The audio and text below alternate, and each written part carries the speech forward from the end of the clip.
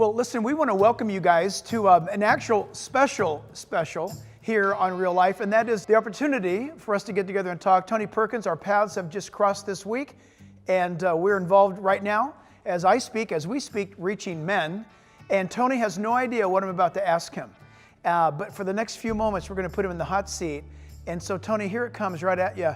What is needed more than anything, not only in America, but the church, for that matter, the world? What's most needed right now regarding our Christian faith and who we are? You know, Jack, what I see as one of the greatest needs is for believers to live courageously. And what I mean by that, we're in this cancel culture, and the cancel culture feeds on weakness. And so when you see somebody capitulate to this, deplatforming, this cancel culture that attacks because we dare speak truth to a culture that rejects truth, then when we go into retreat, that doesn't appease them. It only intensifies their effort to cancel more truth, to try to really suppress the faith. And so what we need to do as believers is we need to live confidently because we're in the Word of God. We stand on that Word and we proclaim it boldly without compromise. It's amazing what you're saying, because any schoolboy knows early on in elementary school that there's a bully. No matter what legislation they ever invent about bullying, it ain't going to go away because it's in the human heart. There's going to be the bully, and then there's going to be all the people that get bullied.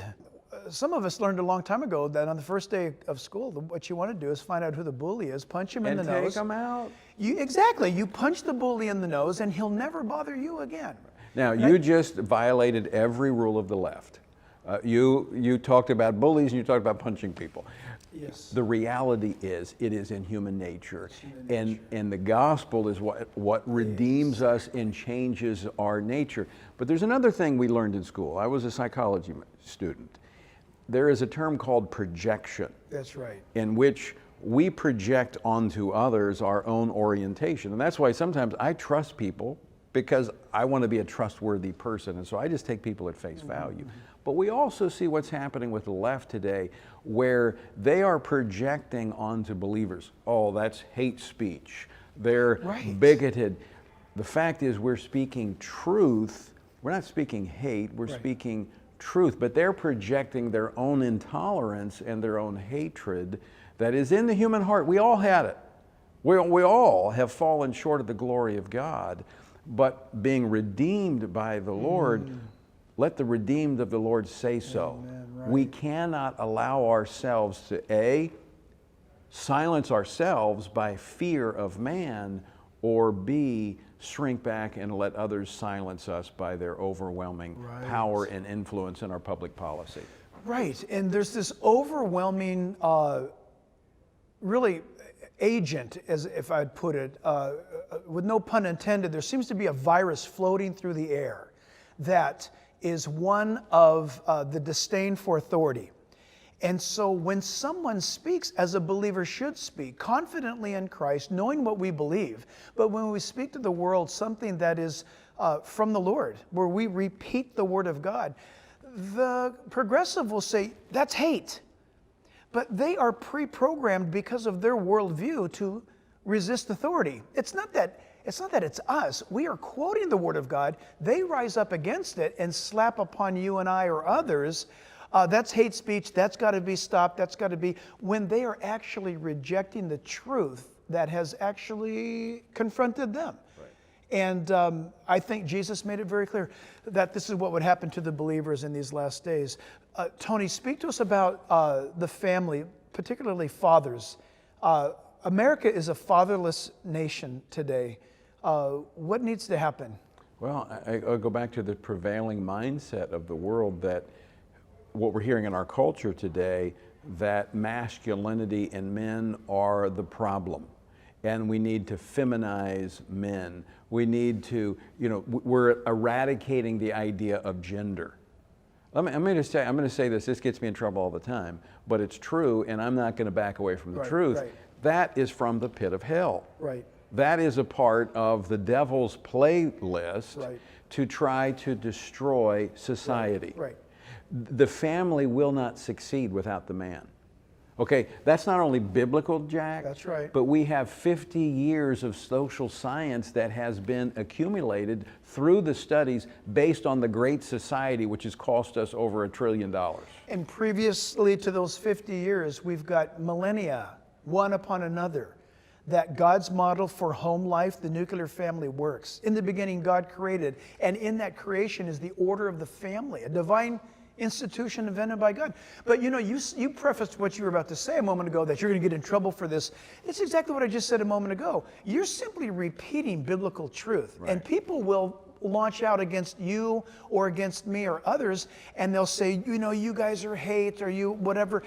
But they're shooting at the messenger rather than coping with the message from God. But here's what we have to be prepared. By the way, I said $1 trillion. It's over $20 trillion, the Great Society costs us. But Jesus in Matthew chapter, or in John chapter 16, he said, look, I'm telling you this stuff so that your joy will be fulfilled, that you won't be taken by surprise in verse 1. Well, what did he just tell us? Well, he told us over in chapter 15.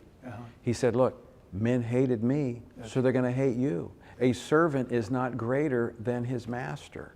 So how is it that we think that we can do the work of Jesus and not get the same reaction that Jesus got? Yeah.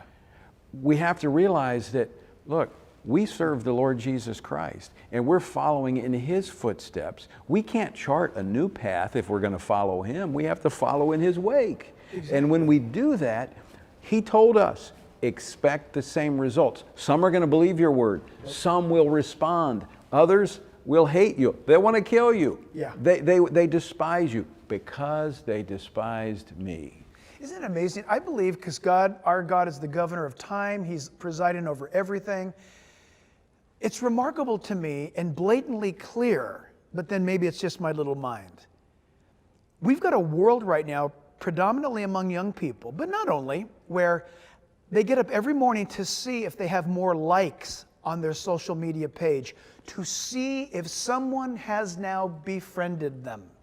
People they'll never know, people they will never meet, yet a stranger's opinion could cause them to have a very depressed day, and we call them friends. Then there's a group of people who are being awakened by the Holy Spirit. And it's funny because one camp calls themselves woke when they're actually in a coma, asleep, while those who are truly being awakened by the quickening of the Holy Spirit realizes, wait a minute, if I have the like of one who is above, then everyone else's whimsical opinion of me doesn't matter anymore, and I'm going to take a stand. And therein is personally my strength, is I grew up never being accepted by members in my family, let alone the world around me. I had all these things against me. Every single one of those things God has used to strengthen my life for me to be able to say, you know what? I've stood with the world in the past. That didn't go very well. And for the last almost 45 years, I've stood alone with Him who is, and everything has gone beyond my expectations. I'm going to stay right here with Him. And you said it a moment ago, in that bizarre thing is this joy that is humanly unexplainable, and that is, I'm hated, and you're loved, and I'm loved. And all we have dedicated to is being that champion of the one. Right. It's all about Jesus. And there's a great joy in knowing that those who hate us really don't understand Him. Right. And so what we do, through our love through Christ, we take the hate that we get from those around us and we filter it and we turn it back into love. Yeah. So we don't hate. That's right. We love those. Now they're projecting hate onto us, right. But by speaking truth, we're actually expressing love. Exactly right. I mean, if I were going down a street and I saw a house on fire at 3 o'clock in the morning, and I thought, all right, what do? Do I go wake those people? I'd leave them in there. Now, I'm going to knock on the door and I'm going to wake them up. Yep. I'm going to disturb them in their sleep, right. But I'm going to save their lives. That's exactly right. And so as we're traveling through this life and we see those who are asleep to the reality of God's truth, we awaken them. Yes, it disturbs them, yeah. But it is for the salvation of their souls. And I do that knowing that I may get a negative reaction, but I'm not concerned about how they're going to react to me, because I'm going to show them the love of Christ that I have received. Wow. So I put a bird feeder out in our backyard the other day and put this seed in it for these migratory birds that are around right now. Did that big squirrel get it? You got that Well, big squirrel in your the backyard. squirrel's definitely getting at it. But here's the thing. During the daytime, there's beautiful, colorful birds that come to that feeder. Well, at 2 o'clock this morning, I went to the kitchen to get a drink of water, and there were rats swinging from that bird feeder. And nobody wants to say or confess that. The point is this. When the light's on, it's beautiful, and you see what's happening. When the darkness comes, then these things come out that are not pleasurable. And what happened was, turning on the porch light caused those things to scatter. And when truth goes out into our culture, it turns on the light, and some will scatter and some will be revealed. But here's what's happening, to further that analogy along, is that the church is afraid to turn the light on. Afraid to turn the light on. Because someone may complain, or we don't want the conflict. We just want to go along and get along. God didn't call us to go along and get along. He called us to go. Right. Go and make disciples, teaching them all things that I have taught you.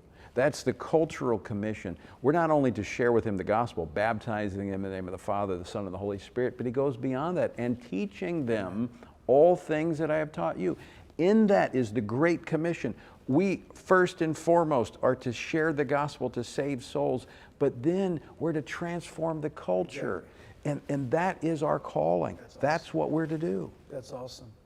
So, Tony, one final word. The men of God in America today, I'm talking about the men of God. I'm talking about believers. They believe in Jesus. They're Christians. They've come out of 2020, wherever they're at. It's done something to them, good, bad, or ugly. What do they need to do right now? Assuming, Tony, with your response, let's assume that 2021 and beyond is not going to become easier for the Christian man. Mm-hmm. What is he to be doing? What's his marching orders now? Take off the mask and be bold. And what take off the mask and be bold. I know what you mean by one way, let that baby right. go and breathe. But what's the other way? Look, we can't be timid about our faith, and we cannot. Look, I think 2020 taught us, if we were listening and watching, taught us a lot. Yeah. See, I don't think it's a one-off. I think we're making a big mistake if we think, oh man, I can't wait till that whole coronavirus and all that's over and then we can get back to life as normal. It's not happening. Not going to happen. What we have seen here, and you said this at the very beginning, you said something about the virus. You were using it as an analogy, saying I don't want to go too far. I actually think sometimes what manifests itself in the physical represents what's actually happening in the spiritual. Yes. Okay, so I think spiritually minded, looking and praying and asking God, what do we need to learn through this whole virus thing, the reaction and what happened? I think there is a lot to be gained and learned from it. Number one, look, we live in a world that is vulnerable. Mm-hmm. And if our confidence is in ourselves or in our government or anything else other than God, we're going to live in fear. And this is what I saw, Jack, and it disturbs me. I saw a lot of fear in the church. Yes. A lot of fear. Fear of the virus. Look, I had the virus. Yeah. I had it. I got the antibodies. I got the T-shirt. Yeah. You know, I've had it. I survived. Okay. Yeah. And I know it's serious. I've had family. I've had friends that have died from it. I'm not going to live in fear of dying. Can't live like that. No. And I'm not. We can't live that way. If we have, and this is what I think it revealed in the church. Number one, we're either too attached to the world, which is true, or we're not confident about where we're going. Which is true. And we've got to rectify that. That's right. And so that begins in the church, because we got to have a confidence that we're pilgrims passing through, and this world is not my home, and I'm going to a better place, and I'm living for that place. Amen. I'm living with an eternal perspective. So I have confidence in God that my days on this earth are not going to be one day short of fulfilling my purpose. That's right. And I don't want to live one day beyond my purpose. Right. And I have to have the confidence in God and fellowship with Him that that is going to be the case. And what it revealed to me is that is not how men in the church are living. And so that means we've got to get back to our relationship with God, being in His Word. You know, taking, getting away from the other distractions of life, the sports and television and all of these other things that crowd out God in that core relationship with Him. And look, we're living in a day and a time where men have to be suited up for spiritual warfare. Amen. And as one who was in the Marine Corps, when I was in the Marine Corps, all we did was prepare for battle. Yep. And that's what we're to be doing. Ephesians chapter 6. That's right. Be strong in the Lord and the power of His might. Put on the whole armor of God that you might be able to withstand the devices of the devil. Because we wrestle not against flesh and blood, but against principalities, against powers, against the rulers of darkness of this age, against spiritual hosts of wickedness in heavenly places. Therefore, gird your waist with truth.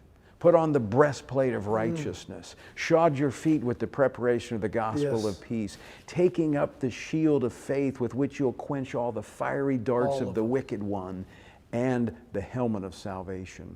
Yes. And the sword of the Spirit, which is the Word of God. Amen. You guys, the other day I saw a man, it was in a YouTube clip where these guys lined up on a mountaintop, and they had these wingsuits on, and they had their GoPros on their helmets. These guys jumped off of perfectly good mountains to free fall with these wingsuits, and they were brushing over peaks and valleys at 130 miles an hour. And I'm looking at that thinking, do they have any idea that they are nanoseconds from eternity?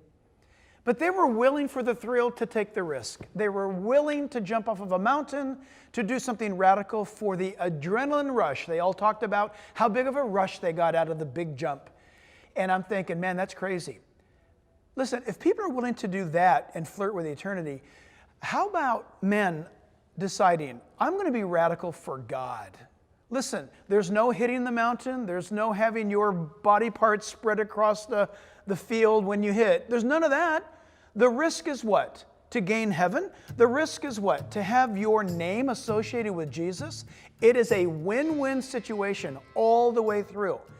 So people don't hesitate a moment to strap on a big rubber band and jump off of a bridge over a river, and they get a thrill. Hey, how about getting your Bible open, getting it in your heart, and going forth, as Tony challenged you, to go forth, bearing that precious seed of the gospel, to determine this year, I'm going to evangelize my family. I'm going to reach out and talk to my neighbors. You want to live radical? You want to rush? Follow in the steps of Jesus. Listen, God bless you guys for being with us for this real life moment, and we hope it matters to you. Until next time, be praying for us. We're praying for you. Jack Hibbs truly believes we are living in some of the most exciting days in history, which brings some great opportunities to share with the world a powerful, no-nonsense presentation of the gospel to this generation, who are searching for answers and truth. Will you stand with us in sharing this message in real and practical ways? We ask that you commit to support Real Life and the teachings of Jack Hibbs with a gift of your choosing. Simply go to jackhibbs.com. And there you can simply follow the instructions of how to give a one-time gift or a recurring gift. If you would prefer to call, our toll-free number is 877-777-2346. Again, that's 877-777-2346. And of course, you can write us. Our address is Real Life with Jack Hibbs, Box 1273, Chino Hills, California, 91709. Your gift will be faithfully put to work because it's our desire that through Jesus Christ, you will know real life.